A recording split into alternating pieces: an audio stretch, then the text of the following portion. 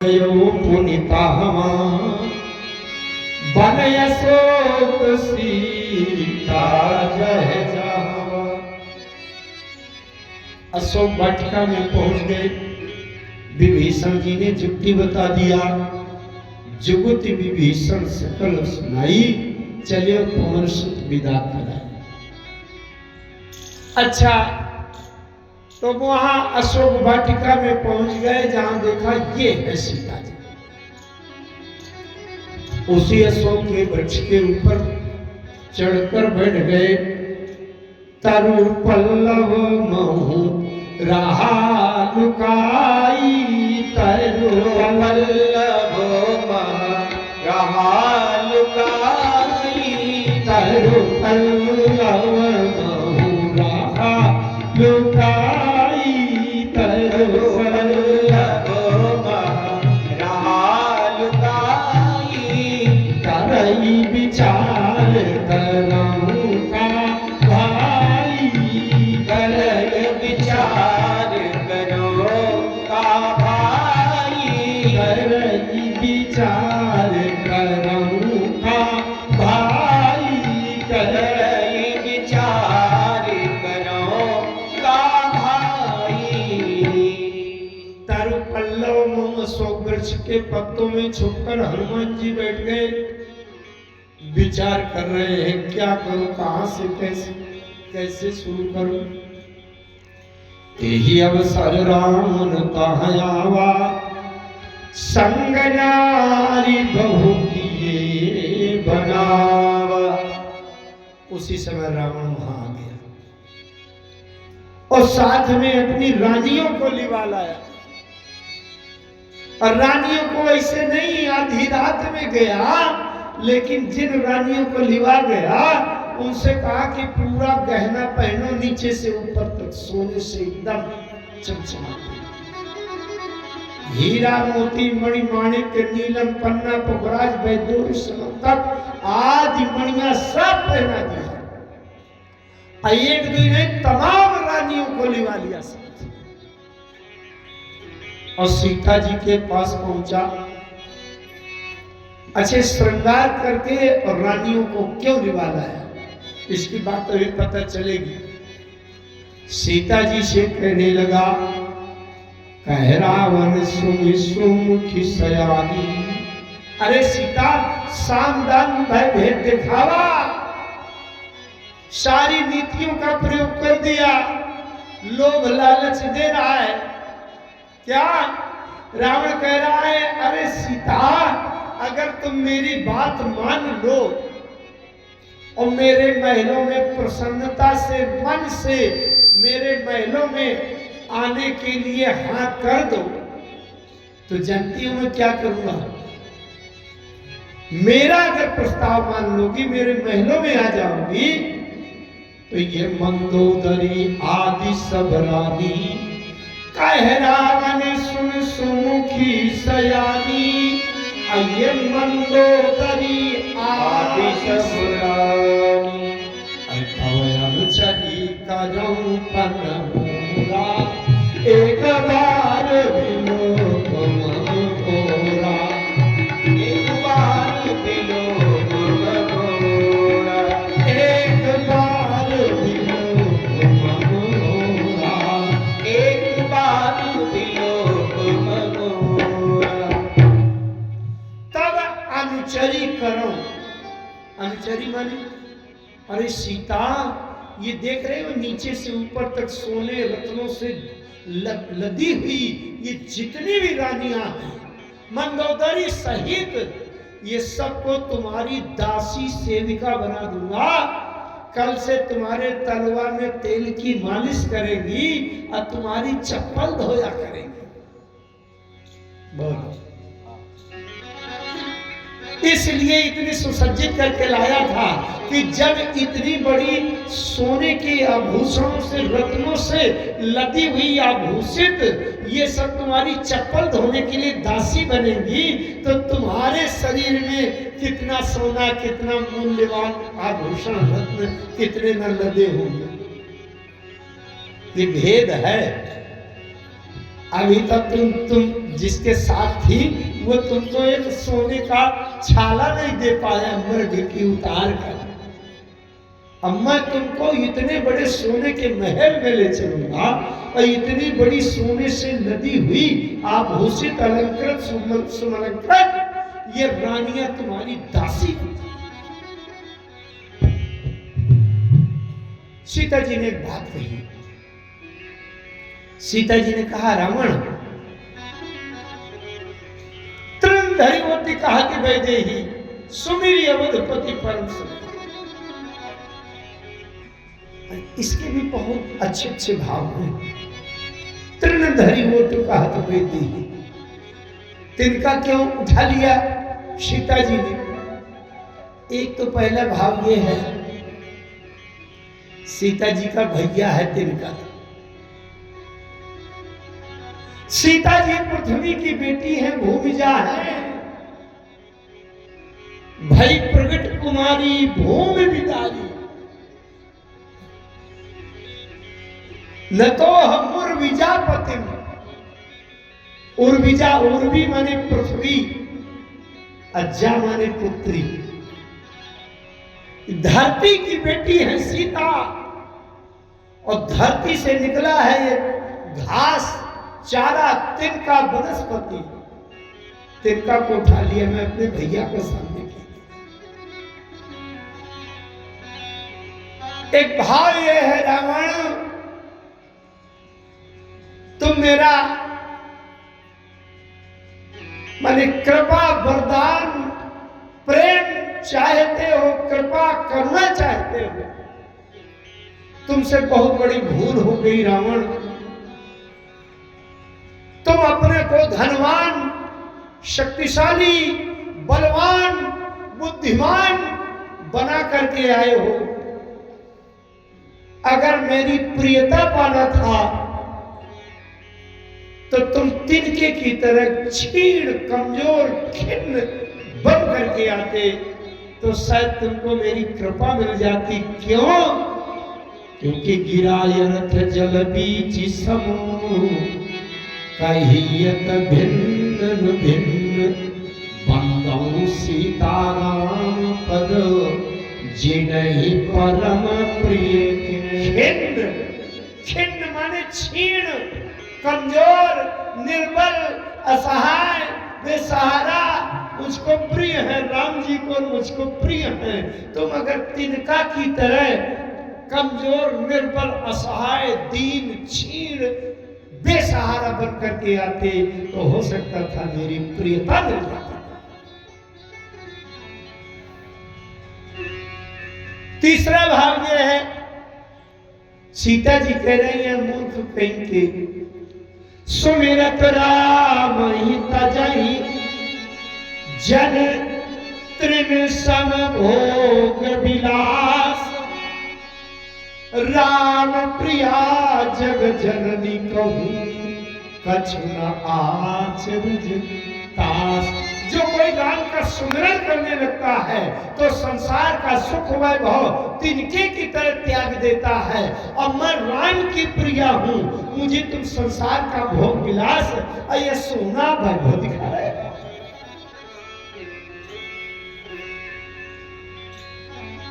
चौथा भाव है, सीता जी बता रही हैं मेरे ससुर जी ने क्या किया था।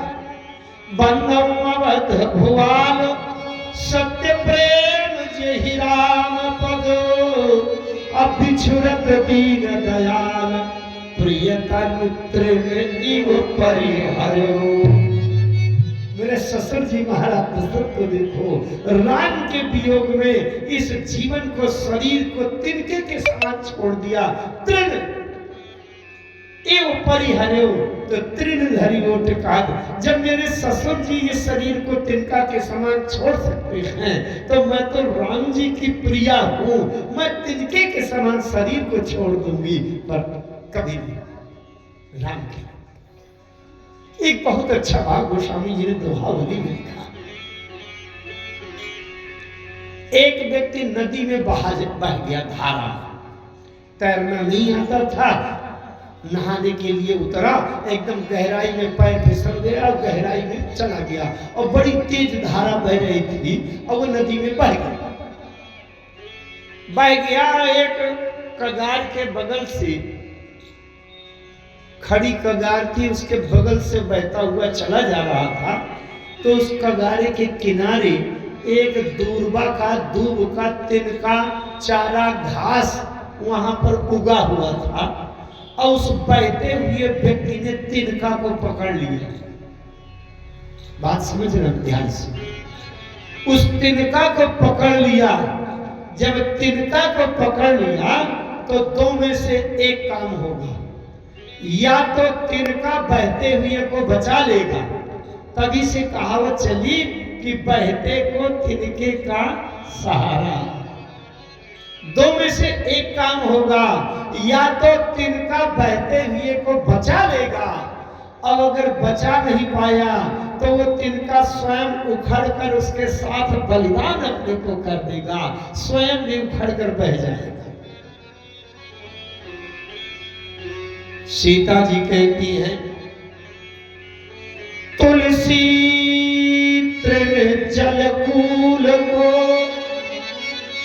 निर्बल निपट निकाज। नदी के किनारे जल की धारा के उस कूल मने किनारे में जो तिनका है, घास है, निर्बल निपट निकाज, किसी के किसी काम का नहीं है, बिल्कुल कमजोर है, तिनका है, निर्बल है, निकाज मने किसी काम का नहीं है।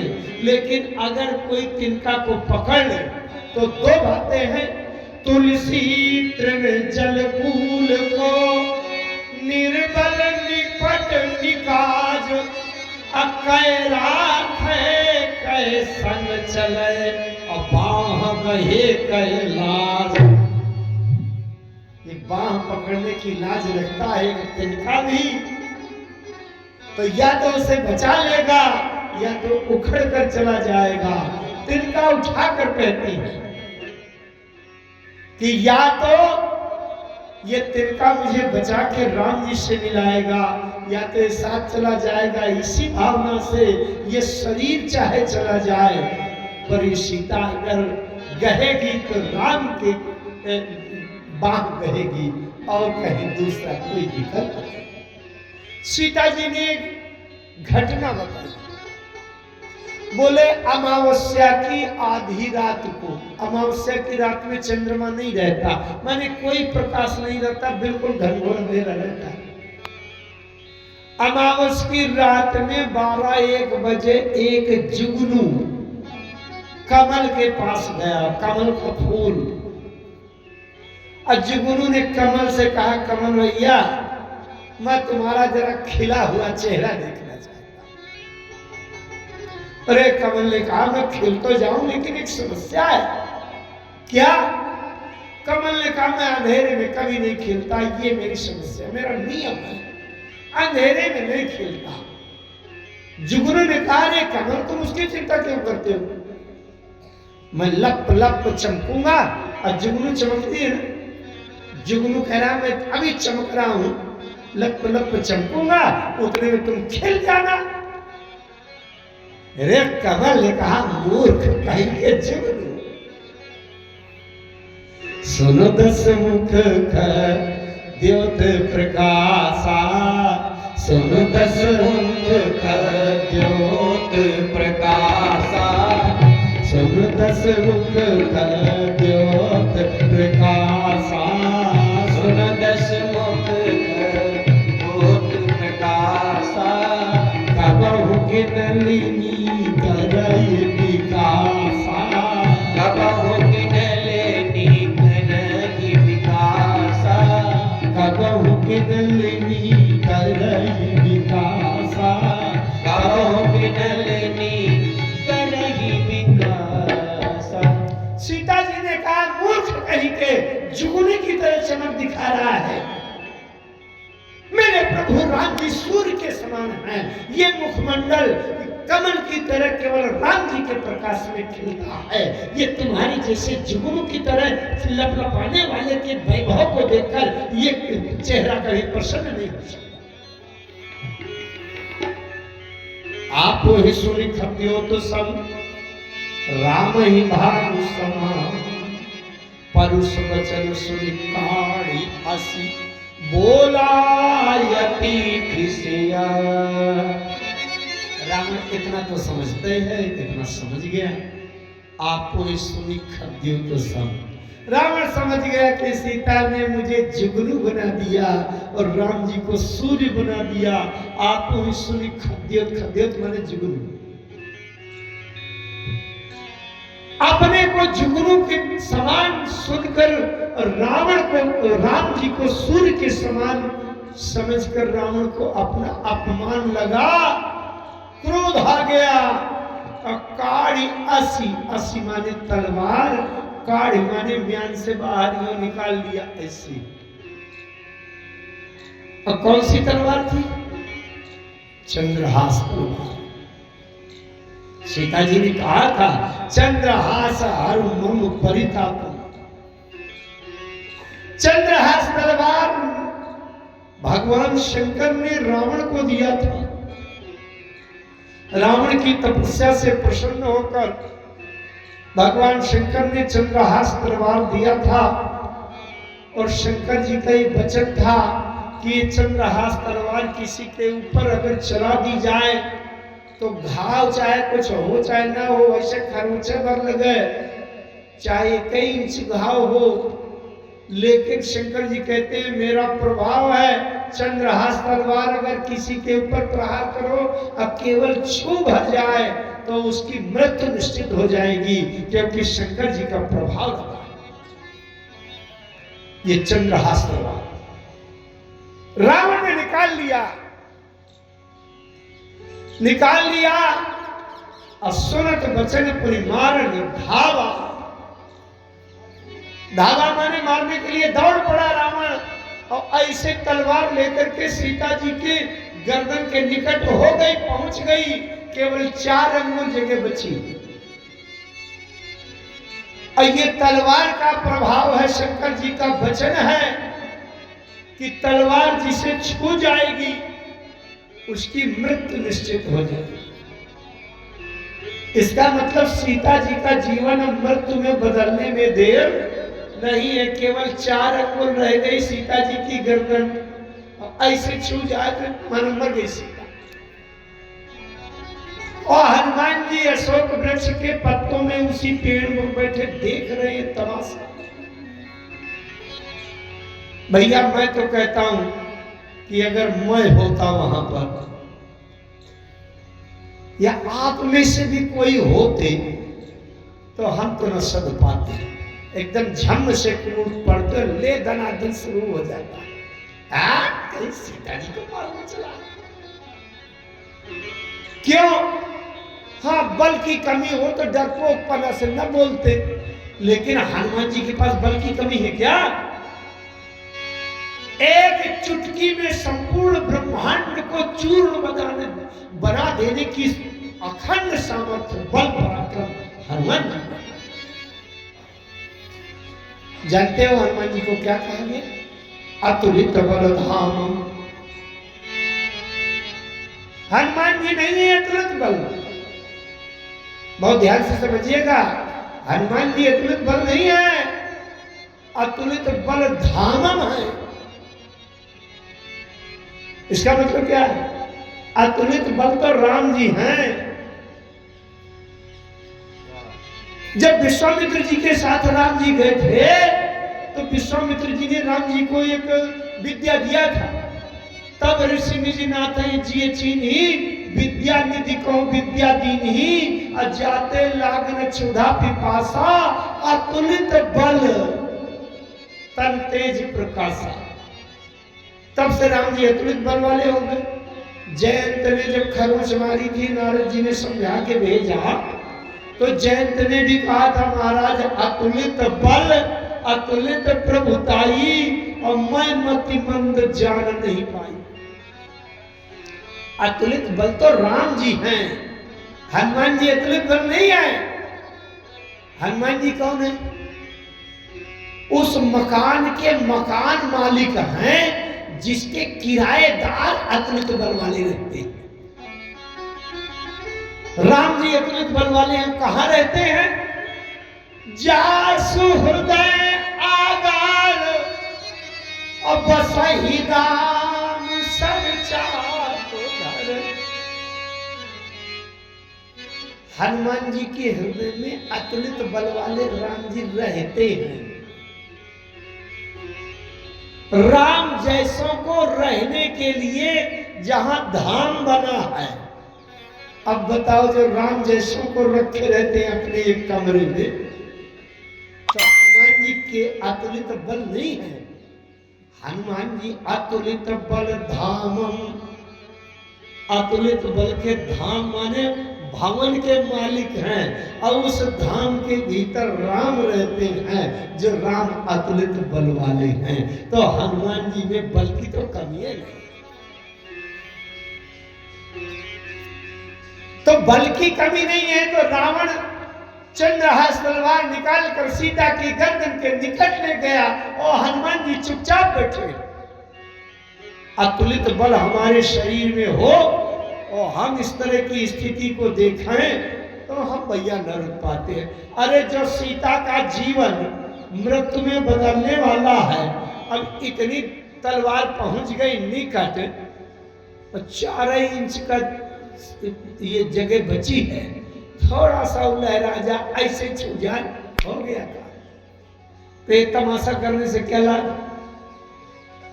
लेकिन हनुमान जी बैठे देख रहे हैं तमाशा क्या होगा। एक बात मैं आप लोगों को बहुत सावधान कर दूं, यहां का एक भाव अगर आपकी समझ में आ जाएगा तो आप इसी जीवन में मोक्ष की स्थिति का अनुभव करने लगेंगे। मोक्ष की स्थिति का अनुभव करेंगे। क्या हनुमान जी देख रहे हैं इसमें होना क्या है, जरा देखो होना क्या है। अच्छा, रावण अगर सीता को मारता है तो सबसे ज्यादा प्रसन्न किसको होना चाहिए था? सबसे ज्यादा प्रसन्न होना चाहिए मंदोदरी को, क्योंकि सीता के जिंदा रहने में सबसे बड़ा खतरा किसको है? मंदोदरी को। ये देवियां अच्छे से समझ सकती हैं। साथ में इनको निभाए इनका पति अगर संसार की दूसरी सुंदरी स्त्री से कहे इनके सामने कि तुम मेरे घर में आ जाओ और मैं अपनी विवाहिता पत्नी को तुम्हारे चरणों की दासी बना दूंगा, तो ये इस कष्ट को ये अनुभव कर सकती हैं कि जीवन कितना नरक बन जाएगा। कैकेयी जी क्या कहती है कि नहीं हर जन्म भरत बरुजा आई,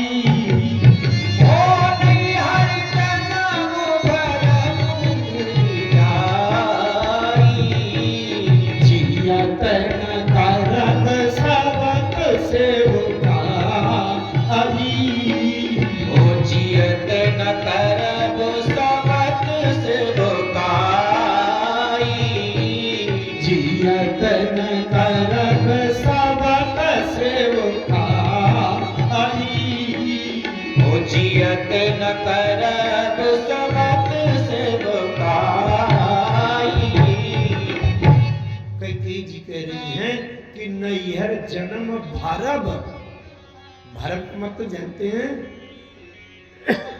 मायके में चली जाऊंगी, अगर वहां 4 रोटी देने में उनको कठिनाई होगी तो वहां मजदूरी करके जीवन गुजार लूंगी, लेकिन यहाँ आके सवत की सेवा तो कभी नहीं कर सकती।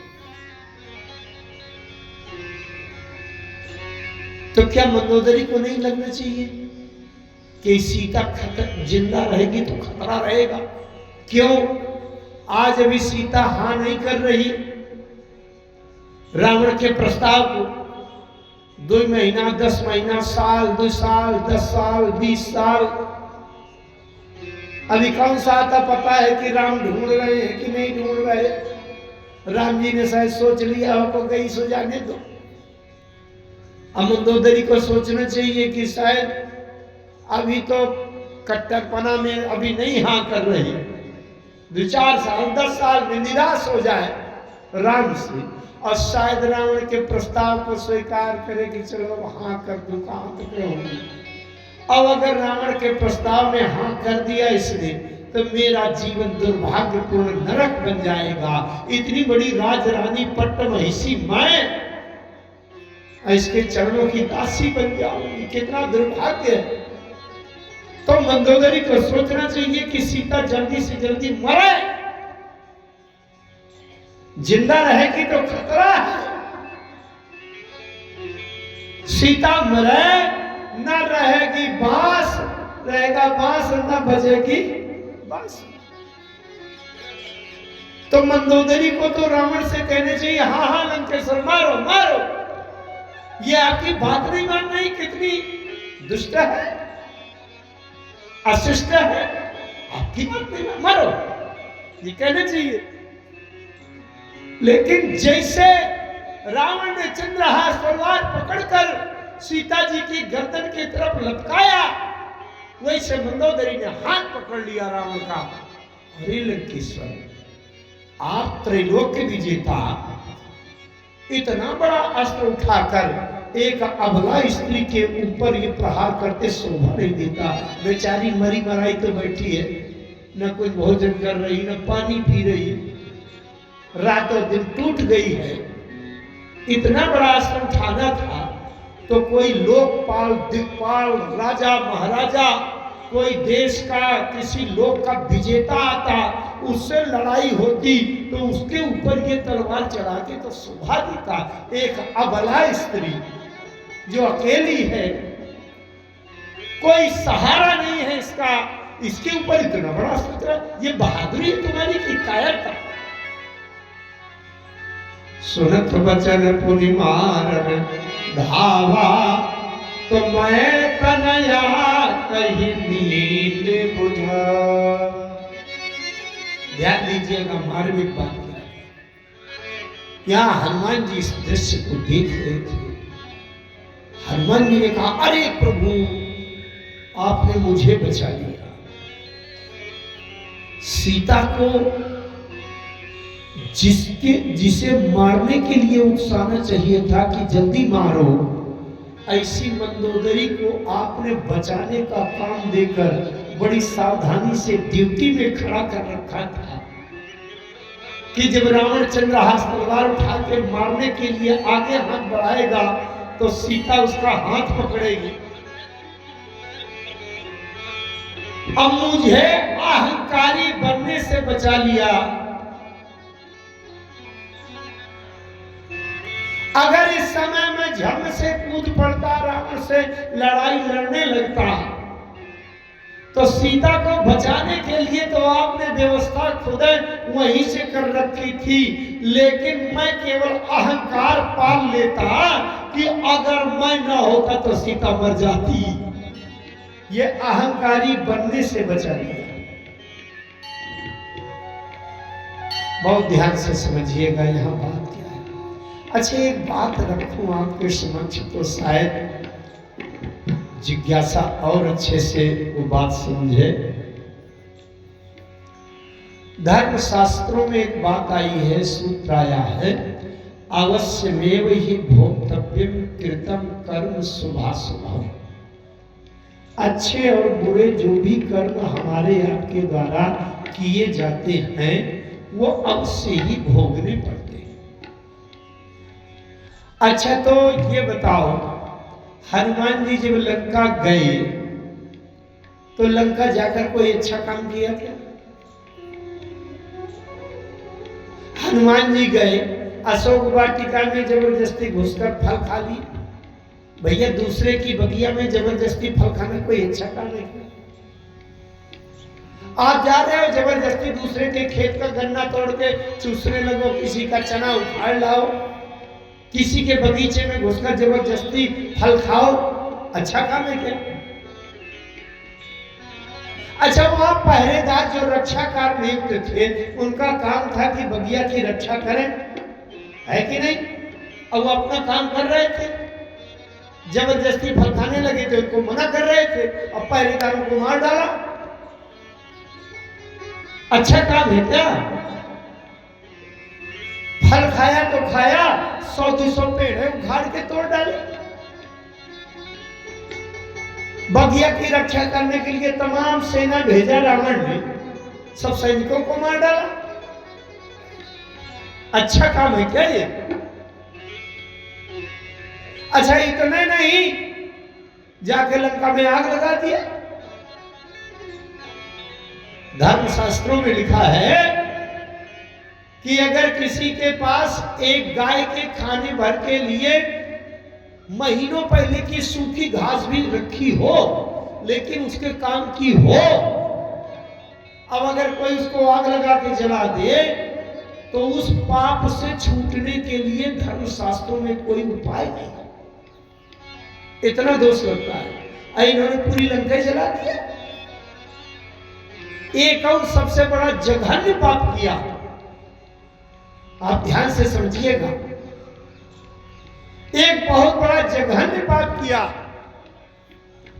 कि जब लंका से चलने लगे तो चलत महाधोनी गरज सिंहारी, चलत महाधोनी गरज सिंहारी, गर्भ समहि रजनी चरनारी, गर्भ समहि रजनी चरनारी, गर्भ समहि रजनी चरनारी।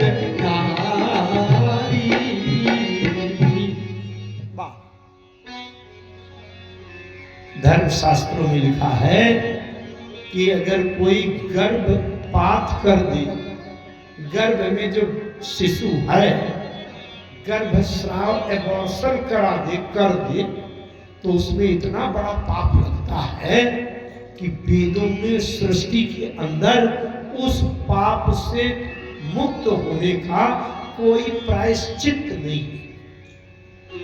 और हनुमान जी ने वो पाप भी किया, गर्भपात कर दिया। इतनी भयंकर गर्जना कर दिया आपने। अरे बिना गर्जना के लड़के आते, इतनी भयंकर गर्जना किया, राक्षसियों के गर्भ गिर गए।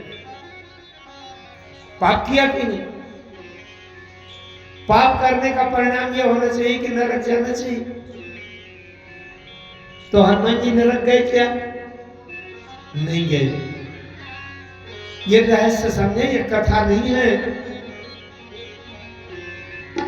ये बात अगर समझ में आ जाए आपके तो आप मोक्ष की स्थिति में पहुंच जाएंगे। कोई भी कर्म का फल भोग बंधन आपको बांध नहीं पाएगा, बंधन मुक्त हो जाएंगे, वही मोक्ष। इसका उत्तर आपको मिलेगा आगे चलकर। लेकिन इसी प्रसंग से यहीं से उसको देखने की दृष्टि आपको मिलेगी। जैसे मंदोदरी ने रावण का हाथ पकड़ लिया, सीता को मारने से रोक दिया, वैसे हनुमान जी ये समझ गए, ध्यान से समझिए, ये समझ गए कि इस संसार में कोई कुछ नहीं कर रहा, जो कुछ हो रहा है सो अपने आप ही हो रहा है, जो कुछ हो रहा है वो केवल राम जी कर रहे हैं और कोई कुछ करने वाला नहीं है।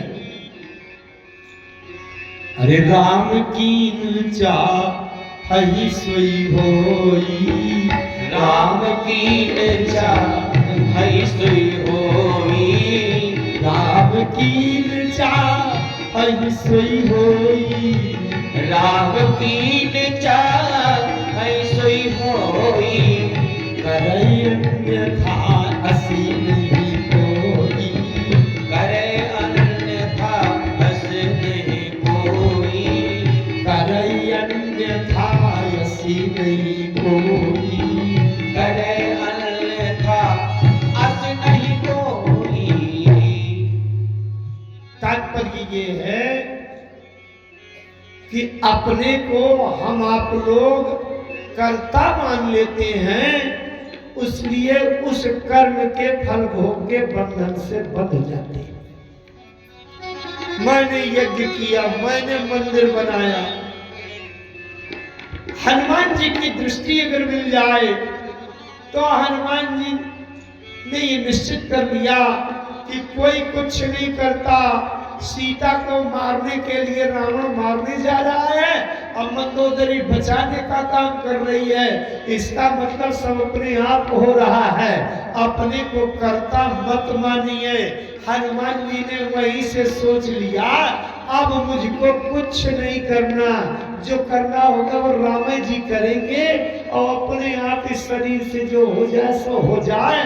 मैं अपने को कर्ता नहीं मानता, मैं करने वाला नहीं हूं।